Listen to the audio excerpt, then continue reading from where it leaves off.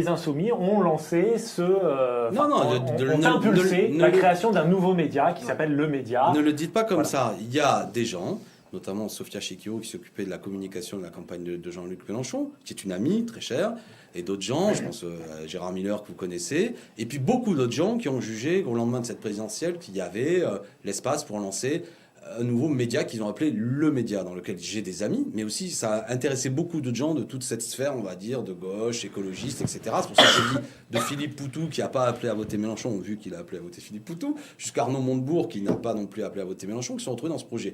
Dernièrement, ils ont fait parler M. Noël Mamère, qui n'avait pas soutenu non plus Jean-Luc Mélenchon, etc. Voilà, c'est ça l'idée. Ce que je veux dire juste, c'est que c'est pas le média organique. Moi, je sais pas ce qu'ils font là-dedans. Qui sait que ça a... Je sais pas moi, c'est pas décidé politiquement, mais évidemment, c'est culturellement, idéologiquement, dans une sphère dans laquelle je me reconnais, qui est celle d'imaginer un autre modèle. Il n'y a pas beaucoup de gens de droite qui sont invités dans les... Non, mais il faut qu'il y ait des gens de droite. Non, attendez, il faut que ce soit un Tous les gens que vous avez cités, je veux dire, c'est pas des gens qui votent à droite.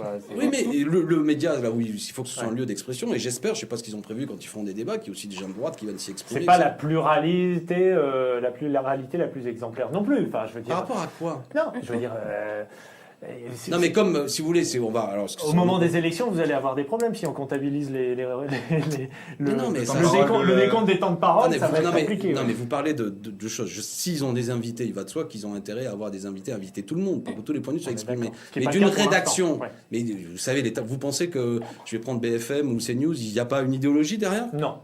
Pardon? Pas autant que dans le média, Alexis. C'est une blague. Vous voulez qu'on fasse la liste des économistes qu'ils invitent systématiquement, leurs économistes de référence? En tout cas, dans les élus, ils invitent de manière égale toutes les représentations politiques. Mais je répète, évidemment, si vous invitez, vous faites des invités politiques, vous invitez tout le monde. Je ne sais pas d'ailleurs ce qu'a prévu le média, s'ils invitent des gens, ils inviteront tout le monde. C'est intéressant. Mais du point de vue d'une rédaction, aujourd'hui, les rédactions de médias, vous les voyez même plus parce que vous êtes habitués à ça, mais répondent à, bien souvent, le même modèle économique, social, des évidences que il faut aujourd'hui qui défendent pas. Donc en gros, c'est pas Mélenchon le rédacteur en chef du média. Non, mais non.